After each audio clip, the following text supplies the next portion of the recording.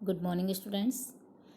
आज हम आपके गद्य खंड में धर्म की आड़ पार्ट का सेकंड वाला पार्ट पढ़ेंगे। फर्स्ट हम लास्ट वाली वीडियो में पढ़ चुके हैं, वो वीडियो आप वापस देख लें तो आपको ये पूरा चैप्टर समझ में आ जाएगा।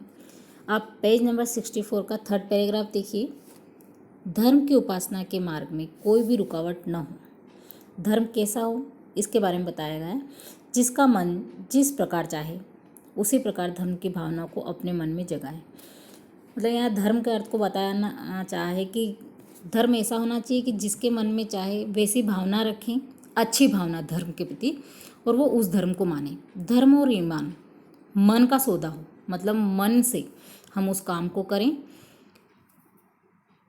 और ईश्वर और आत्मा के बीच ऐसा संबंध स्थापित करें कि हमारी आत्मा क्या हो जाए, शुद्ध हो जाए।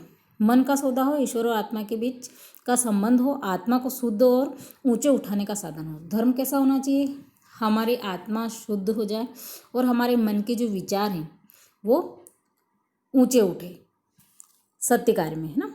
वह किसी दशा में भी किसी दूसरे व्यक्ति की स्वाधीनता को छीनने या कुचलने का साधन न बने। हम अपने धर्म के कारण किसी की आज़ादी को नहीं छीनें, किसी को मतलब धर्म को कुचलने की कोशिश ना करें। आपका मन चाहे उस तरह का धर्म आप माने और दूसरों का मन चाहे उस प्रकार का धर्म वह माने, मतलब इसमें कभी कोई रुकावट ना हो। दो भिन्न धर्मों के मानने वाले के टकरा जाने के लिए कोई भी स्थान ना हो, मतलब कोई भी अपने धर्म को बढ़ावा न दे, ना कोई एक दूसरे के धर्म को नीचा दिखाने की कोशिश करें। यदि किसी धर्म के मानने वाले कहीं जबरदस्ती टांग अड़ाते हैं, मतलब ऐसे लोग कभी कभी बीच में जबरदस्ती टांग अड़ाते हैं ना धर्म के मामले में, तो उनका इस प्रकार का कार्य देश की स्वाधीनता के विरुद्ध समझा जाएगा। मतलब ऐसे लोगों को आज़ादी के विरुद्ध समझा जाएगा या उनका कोई स्थान नहीं होगा। अब फोर्थ पैराग्राफ देखिए। देश की स्वाधीनता के लिए जो उद्योग किया जा रहा है, मतलब देश की आज़ादी के लिए जो आगे बढ़ाने के लिए जो उद्योग धंधे जो किए गए, मतलब उसके क्षेत्र में जो कार्य किया गया है। यहाँ उद्योग धंधे से मतलब धर्म के क्षेत्र में कुछ लोगों की योजना इस तरह से बनी, उसका वह दिन निसंदेह अत्यंत बुरा था। कौन सा दिन, जिस दिन स्वाधीनता के क्षेत्र में, मतलब आज़ादी के क्षेत्र में किन किन चीज़ों को स्थान दिया गया, खिलाफत, मुल्ला, मौलवियों और धर्मचारियों को स्थान दिया जाना आवश्यक समझा गया। मतलब कुछ नियमों में या कुछ जगहों इन लोगों को विशेष स्थान मिला। वो दिन सबसे बुरा दिन था क्योंकि इन लोगों ने धर्म को बढ़ावा दिया। और धर्म बढ़ावा कैसे दिया कि हमारा धर्म बड़ा है, तुम्हारा धर्म छोटा है। उधर से विपक्ष बोलता है कि हमारा धर्म बड़ा है, तुम्हारा धर्म। तो धर्म के जो दंगे हुए वो उस दिन बहुत बुरा स्थान था।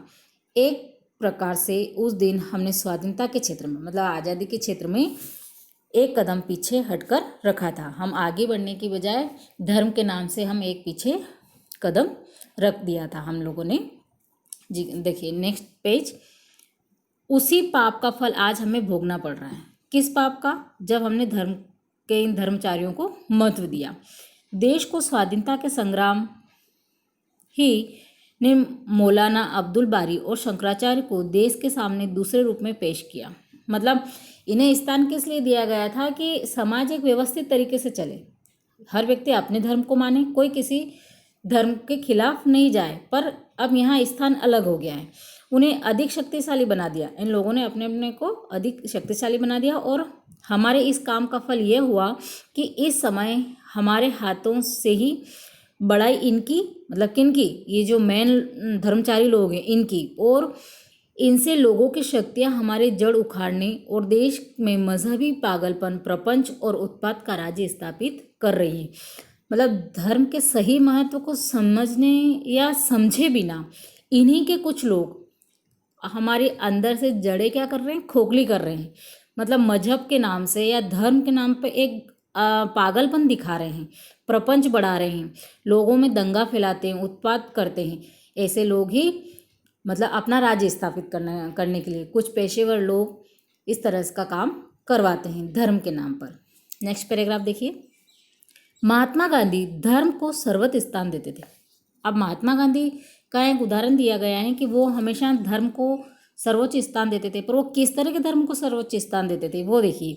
वे एक पग भी धर्म के बिना चलने के लिए तैयार नहीं, परंतु उनकी बात ले उड़ने से पहले प्रत्येक आदमी का कर्तव्य यह है कि वह भली भांति समझ ले कि महात्मा जी जो थे उनका धर्म का स्वरूप क्या था। महात्मा जी के धर्म का स्वरूप क्या है, देखिए अब उनके धर्म का स्वरूप क्या है। धर्म से महात्मा जी का मतलब धर्म ऊंचे और उदार तत्वों ही का हुआ करता है।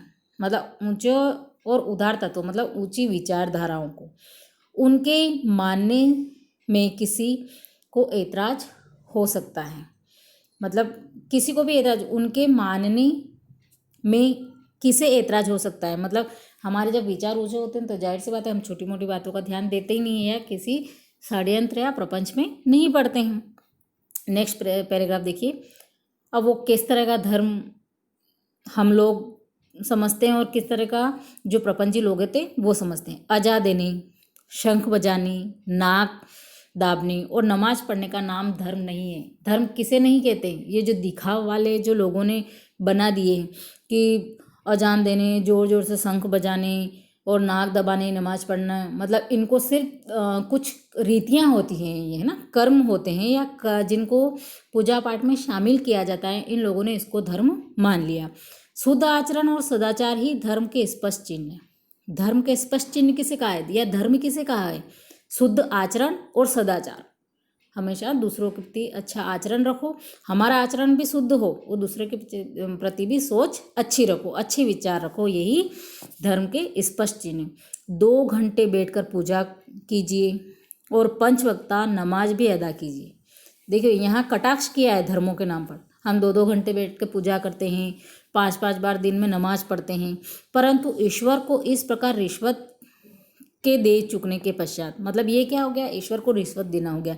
यदि आप अपने को दिन भर बेईमानी करने और दूसरों को तकलीफ पहुंचाने के लिए आज़ाद समझते हैं, मतलब सिर्फ 2 घंटे पूजा कर ली, 5 टाइम नमाज पढ़ ली और हम दिन भर बेईमानी करें, तो इस तरह का धर्म नहीं कहलाता है ना। और हम ऐसा करके और दिन भर बेईमानी करते हैं और दूसरों की आज़ादी छीनते हैं, तो ये धर्म नहीं कहलाता। इस धर्म को अब आगे आने वाला समय कदापि नहीं टिकने देगा। मतलब इस तरह कोई दिखावटीपना करता है तो ऐसे धर्म को अब नहीं टिकने दिया जाएगा। अब तो आपका पूजा पाठ न देखा जाएगा, आपकी भलमनसाहट की कसौटी केवल आपका आचरण होगा, मतलब केवल आपका जो चरित्र है वो होगा, मतलब आप किस तरह के व्यक्ति हैं, किस तरह की सोच रखते हैं। सबके कल्याण की दृष्टि से आपको अपने आचरण को सुधारना पड़ेगा, और यदि आप अपने आचरण को नहीं सुधारेंगे तो नमाज और रोजे, पूजा और गायत्री आपको देश के अन्य लोगों की आज़ादी को रोंदने और देश भर में उत्पातों का कीचड़ उछालने के लिए आज़ाद न छोड़ सकेंगे। क्योंकि आज का व्यक्ति ये समझ चुका है कि धर्म के नाम पे सिर्फ दंगे हो रहे हैं, तो धर्म के नाम पर प्रपंची लोगों की इस तरह धर्म को नहीं टिकने देगा। सिर्फ आपको अपने आचरण को सुधारना होगा, क्योंकि आप आज़ादी से अपने धर्म को माने पर कभी दूसरे को किसी भी प्रकार से तकलीफ नहीं पहुंचाए। इस तरह से हमें सही मायने में अपने आचरण को सुधारना होगा। नेक्स्ट पैराग्राफ देखिए। ऐसे धार्मिक और दीनदार आदमियों से तो वे लामज़हब और नास्तिक आदमी कहीं अधिक अच्छे और ऊंचे हैं। नास्तिक का मतलब समझते हो, जो कभी ईश्वर में विश्वास नहीं करते हों, जो किसी धर्म को नहीं मानते हो, वो नास्तिक कहलाते हैं। तो वो आदमी ज़्यादा अच्छे हैं जो कभी भी किसी भी मजहब को नहीं मानते। अधिक अच्छे और ऊंचे हैं जिनका आचरण अच्छा है, जो दूसरों के सुख दुख का ख्याल रखते हैं, मतलब लोगों के सुख में सुखी होते हैं और दुख में दुखी होते हैं, और जो मूर्खों को किसी स्वार्थ सिद्धि के लिए उकसाना बहुत बुरा समझते हैं। और कुछ लोग हैं ना जो गरीब लोगों को या मूर्खों को उकसाकर दंगा फैलाते हैं, उन लोगों से वो लोग कहीं ज़्यादा अच्छे होते हैं जो धर्म को नहीं मानते पर लोगों के सुख दुख का ख्याल रखते हैं। ईश्वर इन नास्तिकों और लामज़हब लोगों को अधिक प्यार करेगा, मतलब ईश्वर भी इन लोगों को अधिक महत्व देगा और अधिक प्यार करेगा, और वह अपने पवित्र नाम पर अपवित्र काम करने वालों से यही कहना पसंद करेगा। ईश्वर का बताया गया है कि ईश्वर ऐसे लोगों को पसंद करेंगे जो चाहे ईश्वर को नहीं माने पर कभी दूसरों को तकलीफ नहीं पहुंचाते हैं या दंगा नहीं करते हैं। तो ईश्वर क्या कहना चाह रहे हैं, कैसे लोगों से, यहाँ क्या करेगा, अपवित्र काम करने वाले लोगों से कहना पसंद करेगा कि मुझे मानो या ना मानो। ईश्वर क्या कह रहे हैं यहाँ कि आप लोग मुझे माने या ना माने, तुम्हारे मानने से ही मेरा ईश्वरत्व कायम नहीं रहेगा। ईश्वर भी यही कहता है कि तुम मुझे मानो या नहीं मानो, तुम्हारे मानने से मेरा ईश्वरत्व कायम नहीं रहेगा। दया करके मनुष्यत्व को मानो, मतलब मनुष्य को मानो, मनुष्यों पर दया करो, उनके सुख दुख में काम आओ, पशु बनना छोड़ो और आदमी बनो। ईश्वर के द्वारा भी यही संदेश दिया गया है कि धर्म के नाम पे प्रपंच करना बंद करो, एक इंसानियत रखो, मानवता रखो और पशु बनना छोड़ो और आदमी बनो। ठीक है, धर्म के माध्यम से हमारे जो लेखक है गणेश शंकर विद्यार्थी ने यही समझाना चाहा है कि धर्म के नाम पर कुछ लोग जो प्रपंच करते हैं और समाज में दंगा फैलाते हैं, हमें ऐसे लोगों को रोकना चाहिए और धर्म के असली महत्व को समझना चाहिए और इंसानियत, मानवता हमारे अंदर लाना चाहिए। हमारा आचरण अगर सुधर गया, हम सुधर गए, तो हम समाज को सुधार पाएंगे। यहाँ धर्म का दिखावा नहीं करें। ओके, अब स्टूडेंट्स आपने जो प्रश्न अभ्यास देख लीजिए, मौखिक लिख चुके हैं और लिखित का क लिख चुके हैं। अब आप ख वाला और ग, शायद आप लोगों ने ख भी लिख लिया है, देख लीजिएगा लास्ट वीडियो में मैंने आपको PDF कहाँ तक सेंड किया है। और ग और भाषा अध्ययन आप आज लिख लीजिएगा। Okay, have a nice day.